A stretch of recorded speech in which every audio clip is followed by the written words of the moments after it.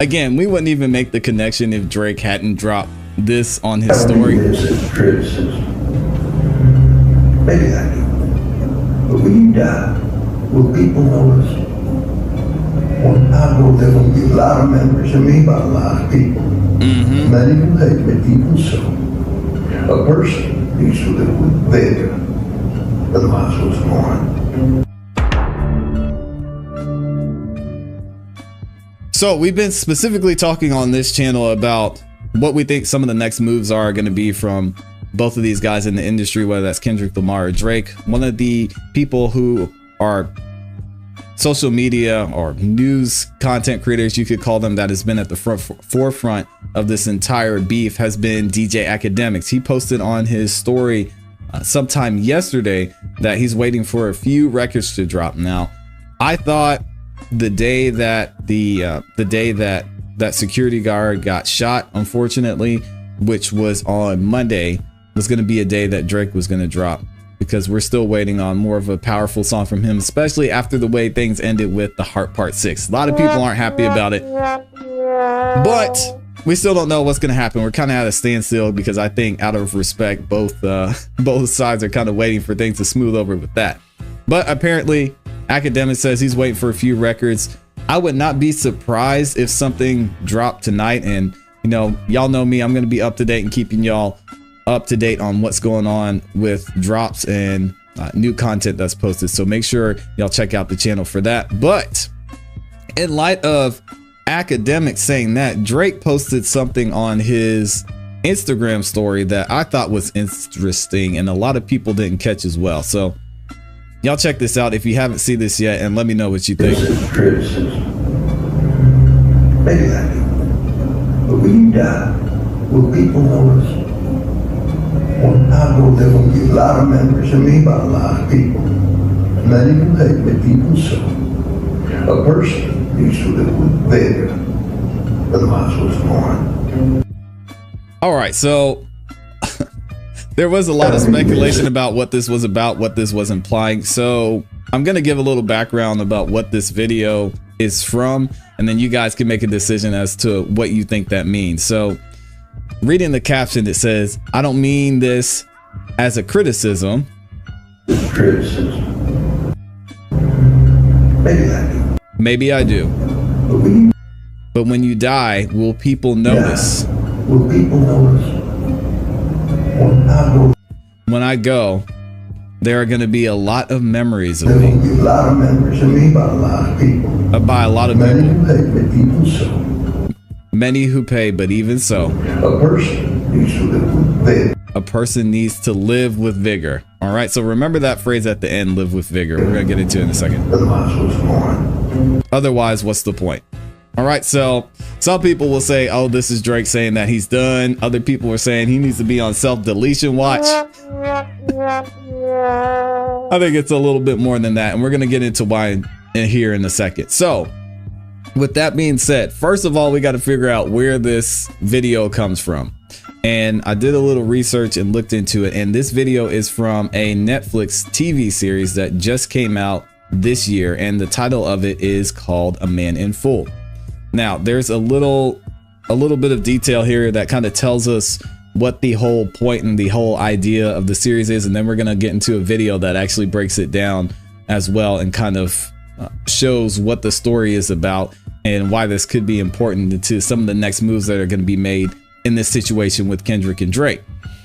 So here over on Google, they say when real estate mogul Charlie Crocker faces bankruptcy, political and business interests collide as he defends his empire from those attempting to capitalize on his fall from grace. Oh man. So we know, especially these guys in the industry, when they do something, when they post something, when they say something, if they're wearing a t-shirt that had something on it, then it's got to mean something. So clearly from this statement, in my opinion, it looks like Drake is trying to say that he might be this Charlie Crocker guy in the situation, and everyone is trying to capitalize on this situation that he's going through with his beef from Kendrick. All right, but let's dig a little bit deeper into the actual TV series and see what it's about. I want to give a shout out to Movies and Munchies over on YouTube. This is their video. We're going to review it a little bit. And this guy is not involved in this beef at all. He probably doesn't even know who Drake is, let's be honest. But he did a great job of breaking down this series. Now, there aren't any spoilers if y'all want to watch this. I never even heard of it until today, honestly. It looks like it came out the beginning of this month. It's been out for a week now. But he's going to break down the movie, and I think it's really interesting, whether Drake was thinking this deep or not. Some of the parallels that you can take from this movie to what's going on in this situation with Kendrick and Drake. All right, y'all check it out. Jeff Daniels has delivered some very colorful characters throughout his career, with some of the obvious performances coming from Dumb and Dumber, Arachnophobia, The Newsroom, and Godless. He's now taking on the role of a business tycoon in the Netflix limited series A Man in Full, which is based on the novel by the late Tom Wolfe. Now, it's a quick watch, and it can be tense, but is it worthwhile? When Atlanta real estate mogul Charlie Croker faces sudden bankruptcy, political and business interests collide as Charlie defends his empire from those attempting to capitalize on his fall from grace. Nah, sound familiar? Definitely sounds familiar. I mean, I don't think anybody would argue that Drake is at the top of his game right now. Well, maybe not right now. Hey, yo! I don't know. He might. Some would say he might already be on the way down. But it's interesting to see how this character kind of embodies some of the things that Drake is dealing with right now. And it's interesting to see how some of the things that are going on around him relate to this story. It's funny. This is a 6-episode limited series that can be emotionally exhausting thanks to the varying storylines taking place simultaneously. The overarching and common line through all the arcs follows Daniels as Charlie, who's experiencing a strenuous and nerve-wracking several days.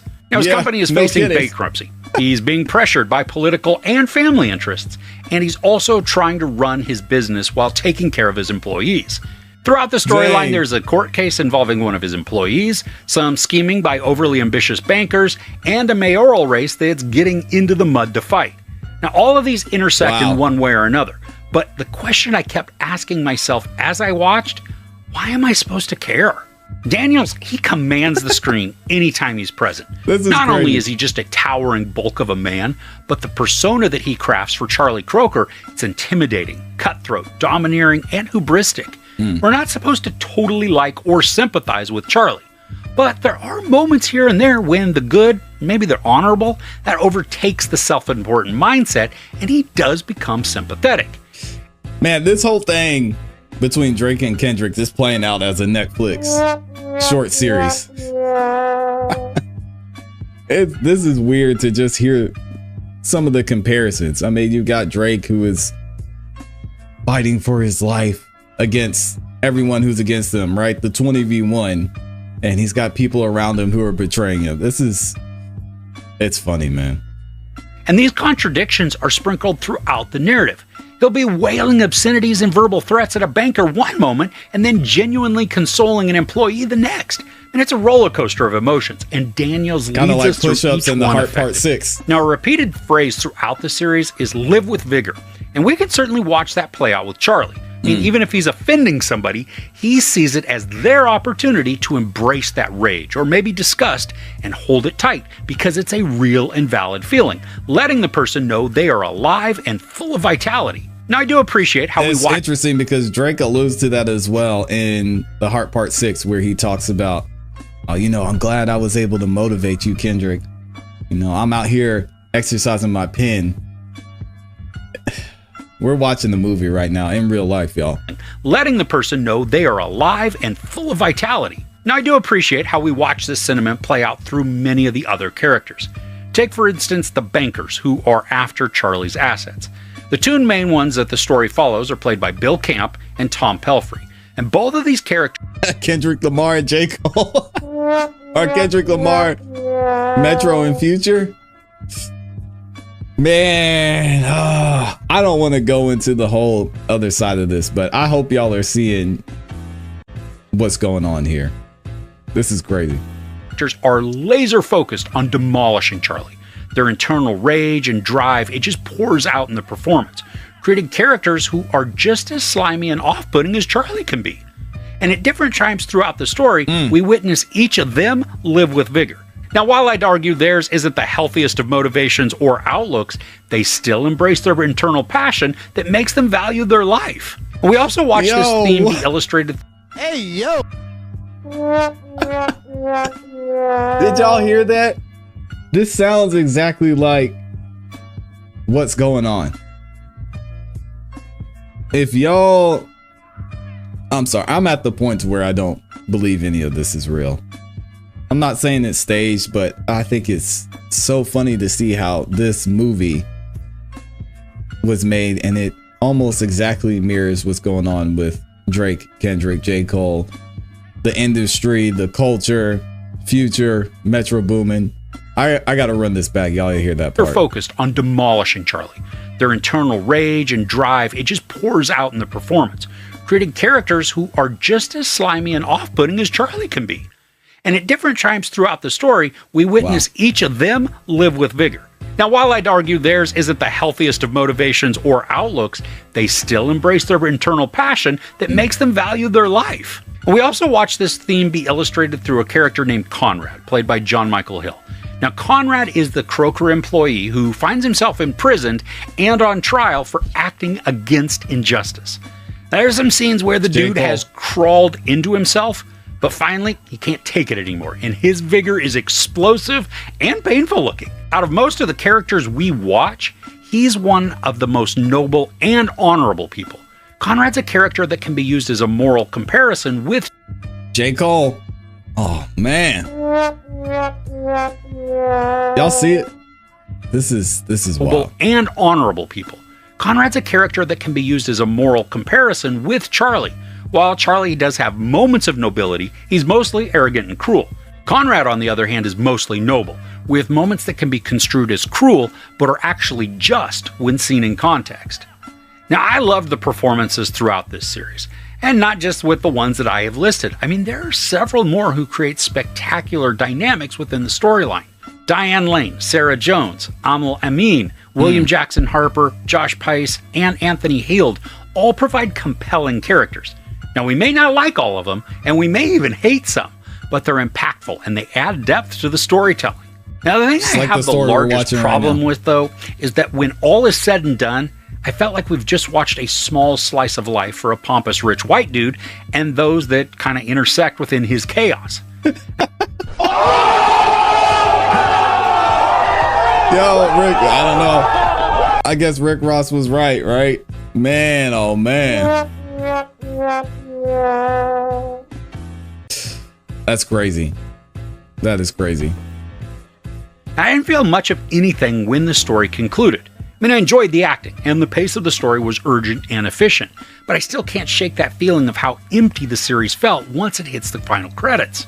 As I mentioned before, the examination of the Living with Vigor theme, that works well, and it creates some intriguing storylines. But even with those, by the end, the entirety of what we watched, it felt futile. And not in that awesome way futility is delivered in cosmic horrors, but I was just left with, hey, now what do we watch? But don't get me wrong, this still has merit if you want to watch talented actors chew through their scenes and sometimes each other. But once it's ended, I think you're going to have a difficult time remembering why it was even happening to begin with. A lot of the sarcastic and biting comedy works, as does the intensity of the drama, creating opportunities for many of the cast to showcase their grit. And for as wonderful as Daniels is in this performance, along with the talented cast that he's surrounded by, this isn't something to push everything else off of your calendar in order to binge. There's sex, nudity, a ton of profanity, and some violence. I give A Man in Full 3 out of 5 couches. So what are you watching this weekend? Anything I should have on my list to check out? Let me know in the comments below. If you enjoyed this review, please give it a like. Also, don't forget to share and subscribe. I'm Chris. All right, shout out to Chris over there on Movies and Munchies, man. It's interesting, y'all. Very interesting to see the two parallels between it. So, again, we wouldn't even make the connection if Drake hadn't dropped this on his story. This is criticism. Maybe I do. But when you die, Will people notice? When I go, there will be a lot of memories of me by a lot of people. Many will hate me, even so. A person needs to live with vigor. Otherwise, was born. So, y'all, we're watching a real life movie. I mean, like it or not, we know there are things that are bigger at play here than Drake and Kendrick, especially when they both have relationships with Universal Music Group. But it's interesting to see how it can all be pretty much laid out and explained in the movie or in a limited series like A Man in Full. So